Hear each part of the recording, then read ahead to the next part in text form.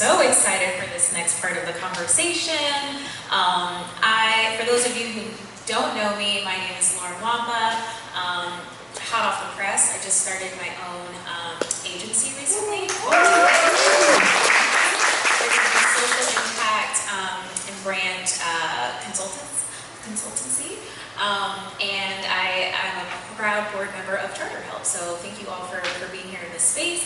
And I like to keep things spicy, and I like to have political conversations, and I like to talk real turkey.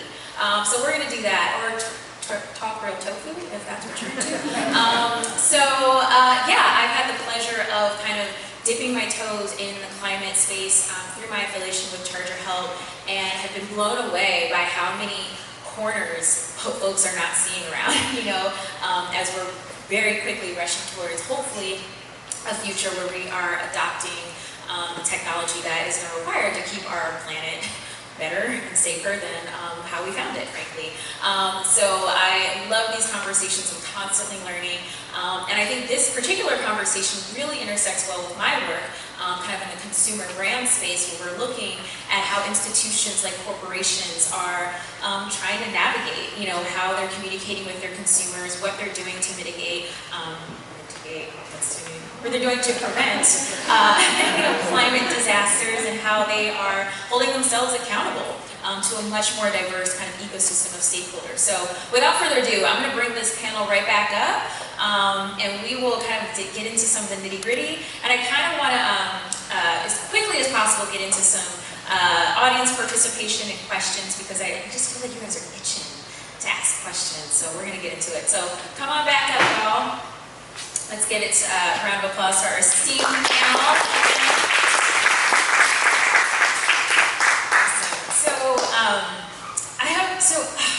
There's so many things. First of all, fight on, because I'm an alum of USC, so that's awesome. And I do a ton of work with other kind of agencies that are kind of compiling consumer behavior data in efforts to kind of help brands sell products and better understand their consumers. So all of this is just like my jam, so I'm so excited to be here. And I'm just going to jump right into it, okay? So one of the things, and I know some of those screens, and I know you guys are going to share some of those slides that you had earlier, but my jaw was on the floor when I looked at how your model was so different from kind of traditional demographic kind of portrayals of consumers and their behaviors. What surprised you most as you were kind of building these models? What is the thing that you were like, oh my gosh, this is really working. This is really going to work? Yeah, so I think what surprised me most was actually not in solar. Last week I worked on a presentation around fast food and diet.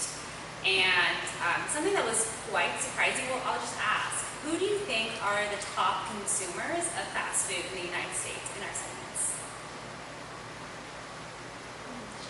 Can you repeat that? Who do you think are the top consumers of fast food? Who's eating the most fast food?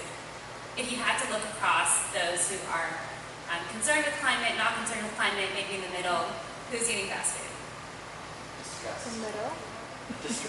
It's the doers. It's those who are most concerned with climate change. And so that's quite surprising, right? I was surprised too. Well, you might think like, why is this happening? Well, another great point is that's great because those are the population that are most movable, right?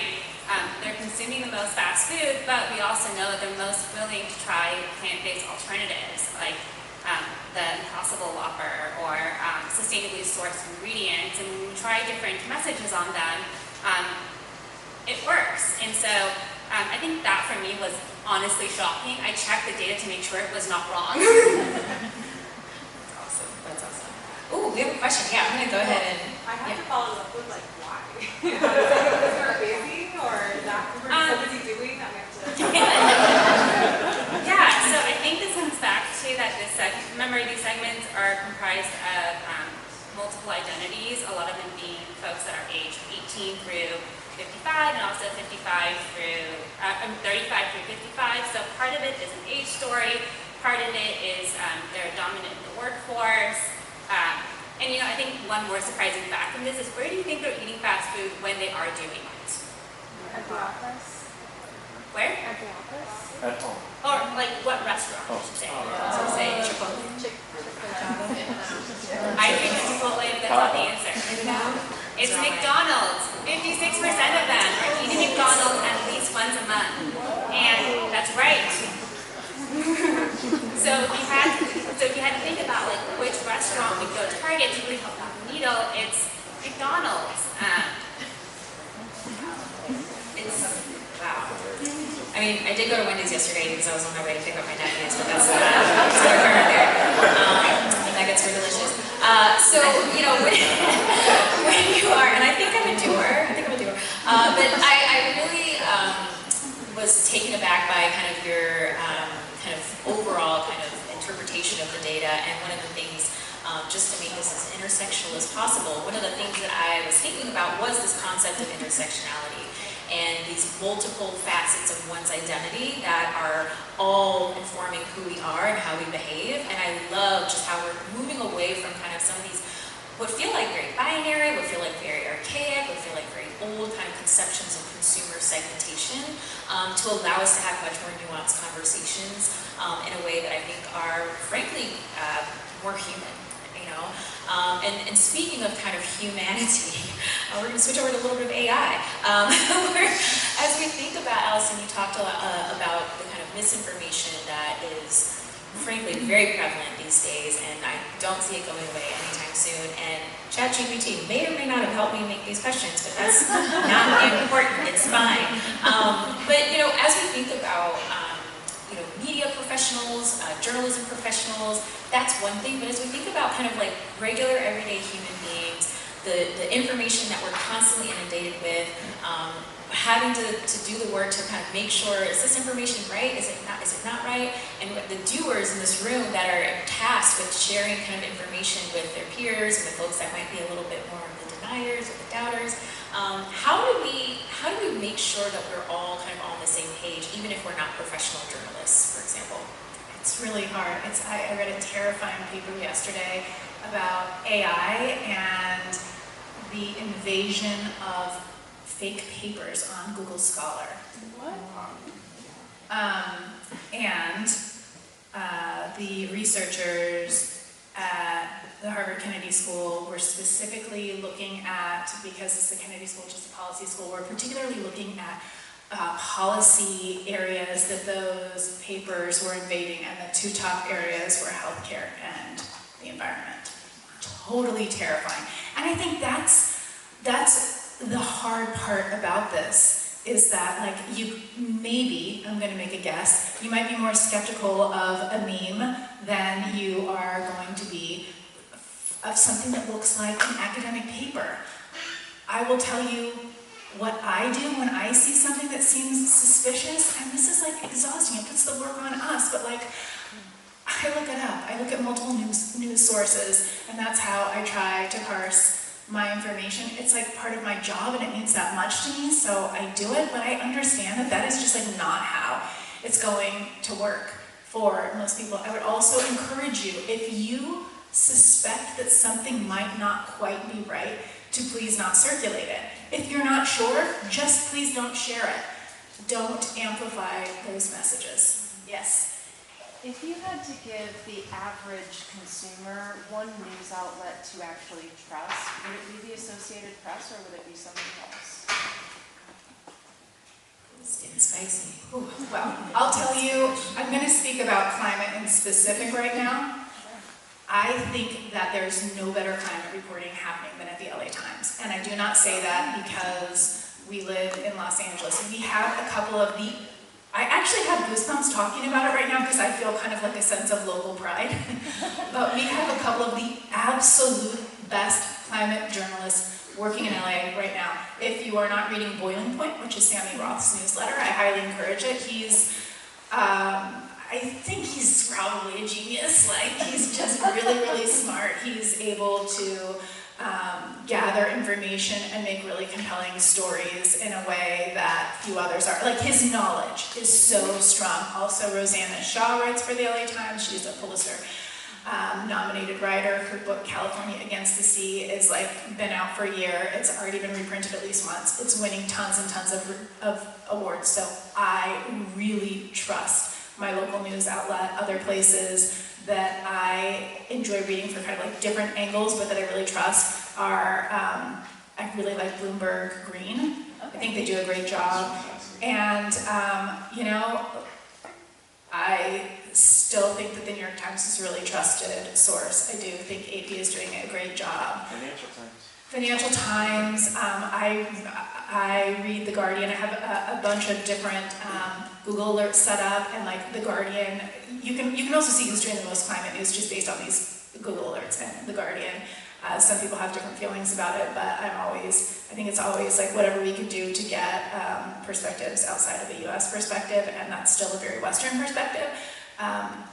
But trust me guys, the LA Times is doing great. No, thank you for that. The reason I ask is because as I've been having these conversations, not just during LA Climate Week, but prior to, there are so many young people who have no idea who to trust for accurate information. I find that they don't know who to trust, and with AI and how much it's changing the SERPs and everything, it just becomes very difficult for them to be able to parse out what's real and what's not. It does, and I think that this really comes into play with social media, because so many people get their information through social media now. And let's say you are a climate person and you're following, you know, I'm not going to name names, but you're following specific activist groups. You're going to get it from a certain lens. I'm always really interested in like, what are they saying on the other end of the spectrum too? But like, that's my job, is to have like literacy and to be able to go back and forth. But like, what's the neutral in between? And that is on social media. I get it. That's harder to find. I love this conversation, and I love the kind of, I love to name names, so go ahead, safe space. But as we think about kind of just this larger conversation around public trust, I think it's really important to kind of, let's dig into that a little bit. I think, you know, you both, the Northwind team had a really good example of how to kind of repackage messaging, but as I think someone in the audience said, well, the output is the exact same in terms of like how much cost they're going to be spending on solar, but it's just how we're positioning it. And then you talk a lot about kind of these like solution skepticism. How do we find that balance between keeping the message real and authentic without kind of oversimplifying or without kind of exaggerating some of the problems that we're encountering? Because I imagine it's a very delicate balance, and I think you both have, both sides of the story have different perspectives on how to go about that. Sure. Yeah, so I would say we should never actually tell incorrect information. That's how you lose people, right? I think that it's not about keeping the message simple, it's about keeping the message clear. And those are interrelated. I think the problem is that when people go to find information and that message is not clear, your message is then ineffective and you lose people. And so I alluded to this earlier in my presentation, we didn't have time to dig in, but why are those climate doers researching and converting when climate deniers are researching and not converting? Cost is probably the answer, but it's also like a self-fulfilling prophecy. You want to do this, and so you get past the ad clutter and you get past the mixed messaging and you get to the right answer. But if you don't have that innate like wanting to get solar for whatever reason, it's hard to make it past all those mixed messages. So it's important for those who are in this space to keep your messages clear so you can get above all that clutter, as we're calling it here. So it's not just simplicity, it's about clarity, and I think we always want to keep our messages clear. I can add a little bit to that. I think it's also specificity is really important. To go back to our fast food example, we asked a lot of consumers about, you know, the steps fast food companies could take that would make them perceive it or as more sustainable, sorry for using that word, or at least more environmentally friendly perhaps. And reducing food waste was probably one of the top things. And so I think a lot of companies can go out there and say that they're, you know, net neutral by 2050 or they pledge to be net zero by 2050. No one has any idea what that means. Most people, probably like myself, think 2050 is still 50 years from now. But the more specific about what they're actually doing, like reducing food waste is very attractive for a lot of consumers, and being very specific about what you're doing, not just saying very broadly, is what we're trying, you know, we're going to be net neutral somehow, some way at some point in the future, but saying exactly this is what we're doing. We're taking steps to either do more sustainable packaging, reducing food waste in the fast food sector. Those we're testing really well. And I do think one of those questions that we haven't dug into a lot yet, and we want to, is really how companies can build that trust, which is a tricky nut to crack, but we're gonna try. We should work together because that's a lot of the work that I do. Plug, shameless, not at all. Allison, do you have anything to add to that? Well, I think great storytelling is great storytelling. So that applies to climate. But there are a couple of things that we know works. Keep it local, baby. An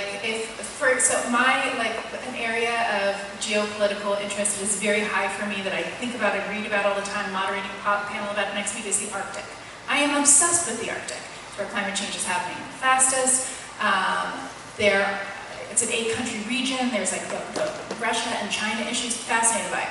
But I am not going to talk to an LA audience about the Arctic, because that doesn't really mean anything to you unless you're some freak that's interested in the Arctic like me. What you care about, maybe, in South LA is shade equity. There's other parts of the city that have many, many more trees, and it is a health issue. So I would talk about that, and then you know what else I would do? I would bring people in from South LA if I was interested in talking about shade equity, and I'd want to hear their stories, and I'd want them to talk to you about it instead of me, because I don't live in South LA. So telling personal stories about the place you live. I guarantee you that I could talk to you about the same information and only rely on data, or I could embed that story, that data, into a story about somebody who lives and works here and how it changes their life. And I know you're going to remember that way of storytelling better. No, it really resonates with some of the work that I'm doing right now with a client that I can't say, but I'm sure all of you spend a lot of money there on a weekly basis when you're getting your groceries and your other retail products, and it might have a red branding, but because they're trying to navigate the kind of conversation around localization, really building community, but also balancing kind of their sustainability efforts and really communicating that to folks who care, and also figuring out ways to communicate it to folks who might not care as much. Some of the climate deniers that you mentioned. Can I say something about that really quickly? Yeah, I think that this is one of the biggest challenges for large brands right now, is because we know how important it is to communicate about local impacts. However, when you're talking about a national brand or a global brand, it becomes exhausting. And at the end of most talks I get, people are like, geez, could you just tell me the 3 things I need to do, and then I go do them? But unfortunately, you have to change it for different audiences, different moments in time, different contexts, and that is really hard for brands to do. It is. And they should pay me a lot of money to help them navigate. They better. I have one more question we can get to the audience, because I do really want to drill into this idea of the kind of political nuances that are still very much prevalent within our kind of zeitgeist right now. I loved how you Northwind team were talking about kind of that there are so many intersections and very surprising kind of behavioral shifts that are happening across all the kind of typical demographics that we're used to, but there are still these really real realities of folks that are underrepresented, folks that have been left behind in the conversation previously, folks that are lower income, folks that have been stewards of the planet for hundreds of generations and don't get a seat at the table. And as you know, you're doing a lot of work kind of in the front lines of kind of how to help people understand the conversations that are happening in the political arena. What can we do to kind of, as individuals, and then also those of us who selfishly are working with brands and institutions, how can we really navigate some of those political nuances without getting kind of stuck in the muck, as you were talking about, and elevating the conversation so that people are actually listening? I would say double the amount of time that you expected to work on your project. You have to build in time for community engagement. It takes a lot of work. You have to build trust in a really authentic way, and that just doesn't happen over one conversation overnight.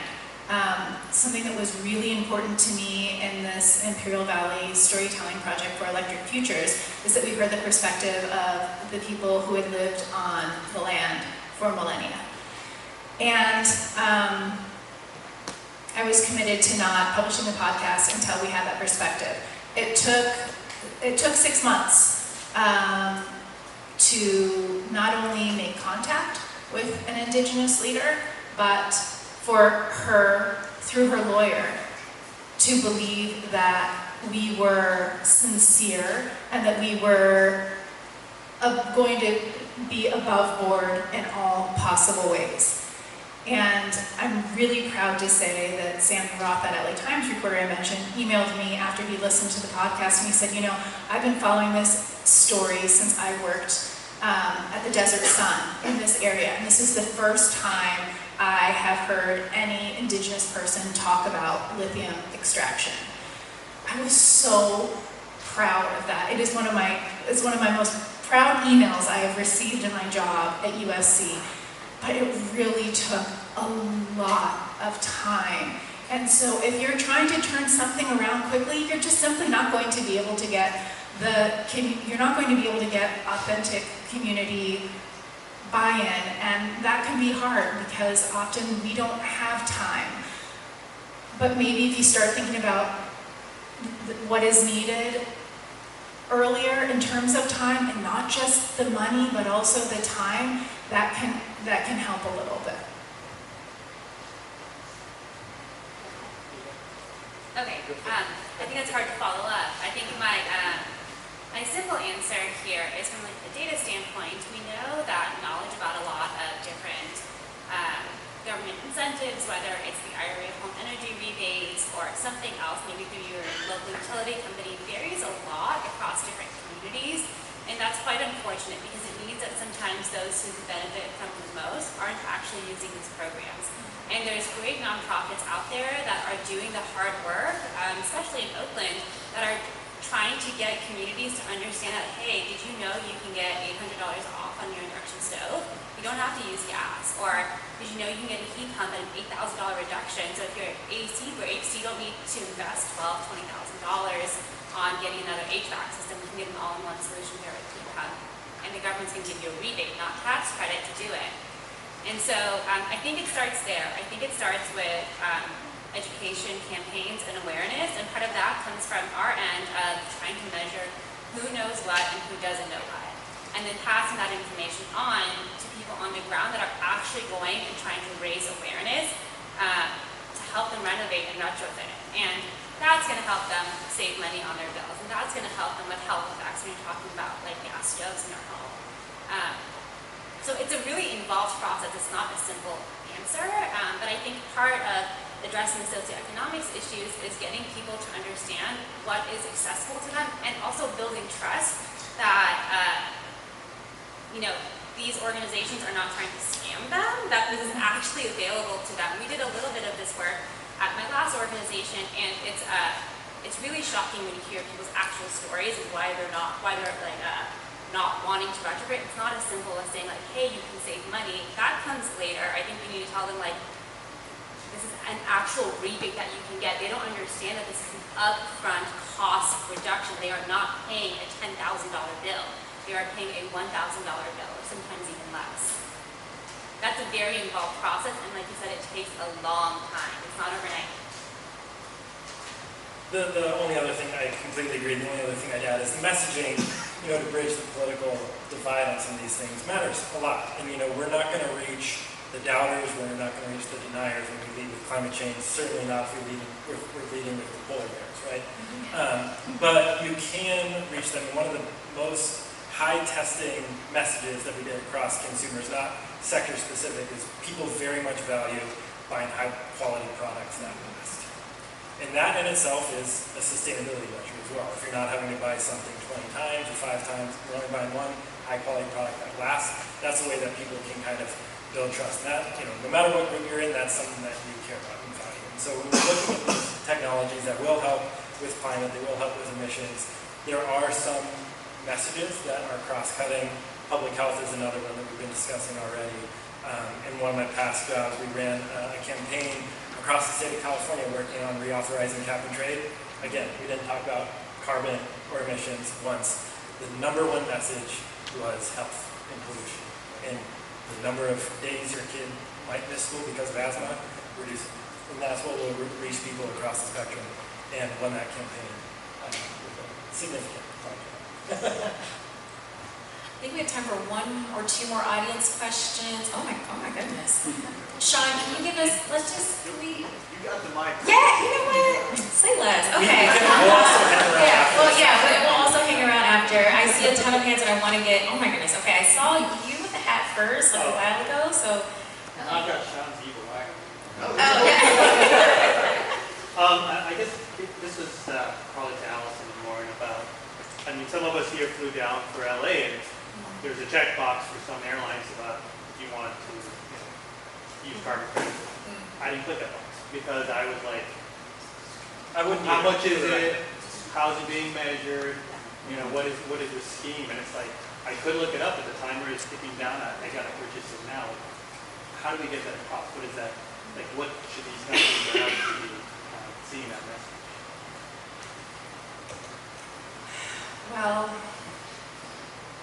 I think the problem here might not be the message so much as the solution. I think that enough of us know now that some of these, some might be generous. Some of these offset organizations aren't accomplishing what we want them to. I sent an email to an airline recently as a frustrated consumer that they did not appear to be doing any sort of recycling. I mean, we all know recycling is not going to save the world. But I want better from these airlines, and I feel like there's, dare I say, some laziness. That you can just put this little disclaimer at the bottom and the box. I feel like you're clicking the moral licensing box often. So what I'm wanting from airlines is not different messaging from that, but better solutions. Tell me how you're doing with sustainable aviation fuel and your progress on that. Like, I want to hear something else.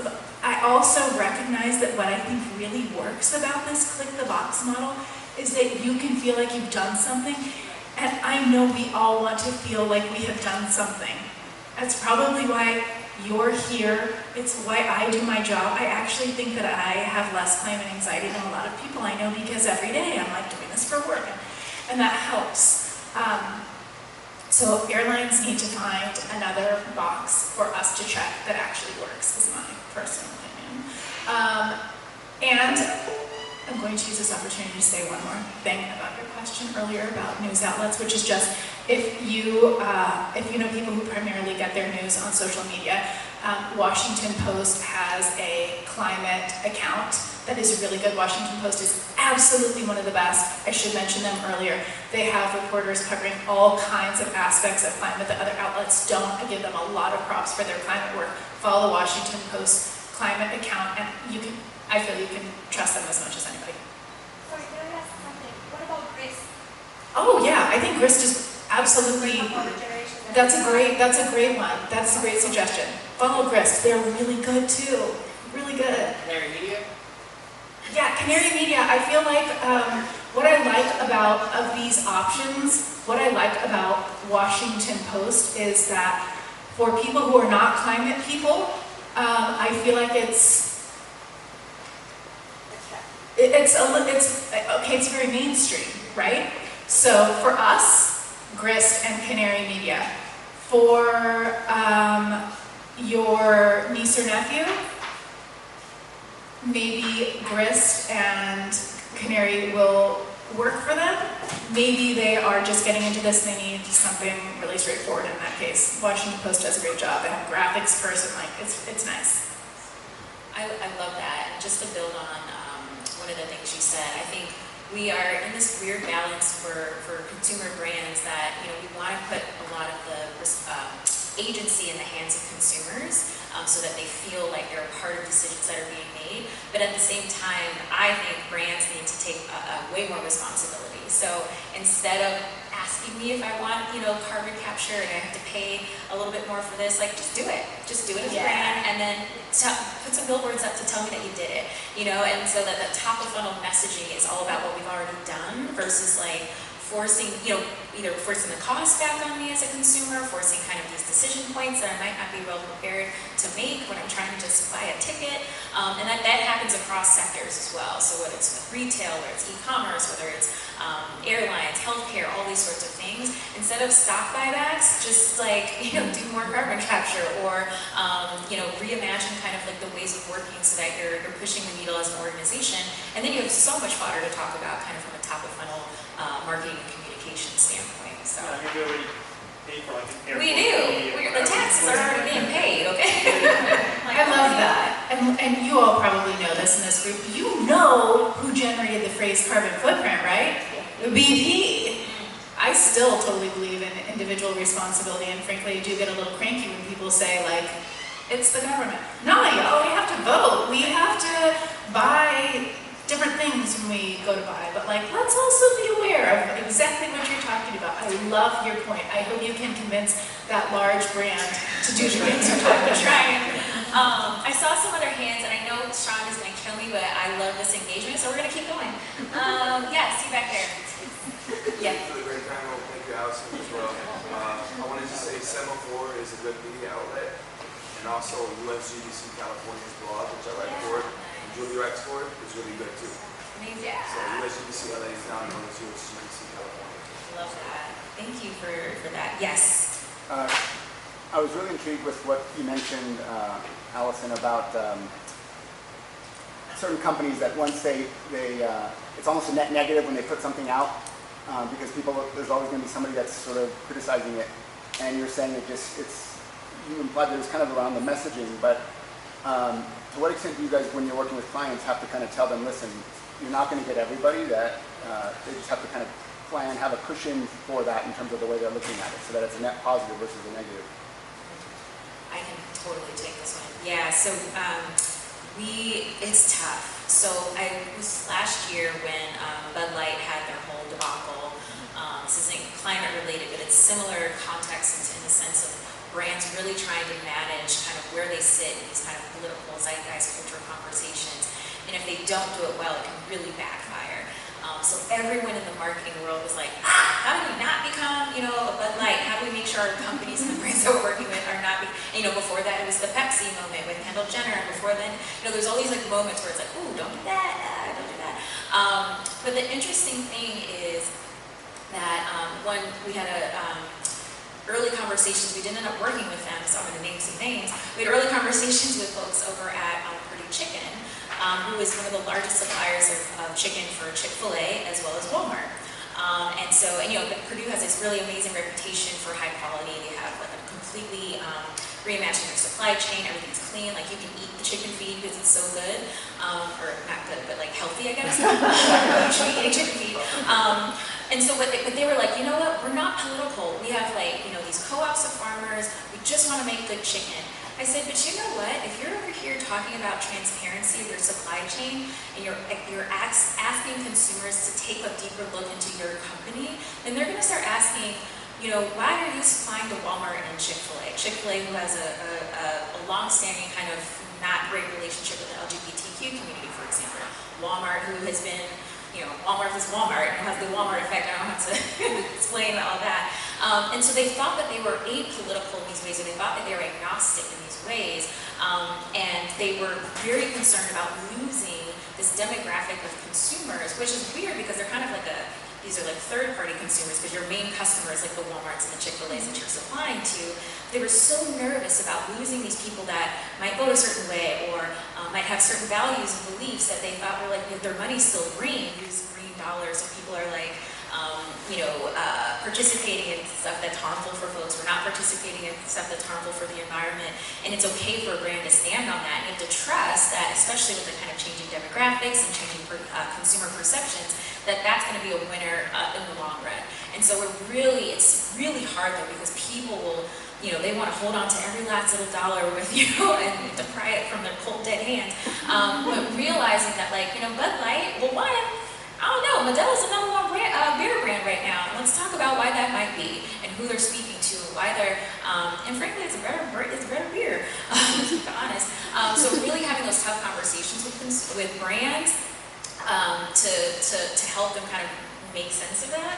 And frankly, a lot of people don't want to have that conversation. That's why they didn't work with us. So, but I think that kind of you have to be shaking the table like that when you're working with these kind of decision makers across brands, because it impacts every single line item of the business. It impacts merchandising, it impacts partnerships, certainly CSR and philanthropy, and ESG efforts, sustainability efforts, and all the marketing and branding, et cetera, et cetera. So people need to, I personally think, and the work that I do is all about there are some folks, frankly, that aren't going to be, they're going to be left behind because they're not kind of moving forward with kind of where we need to be in order to have a sustainable future.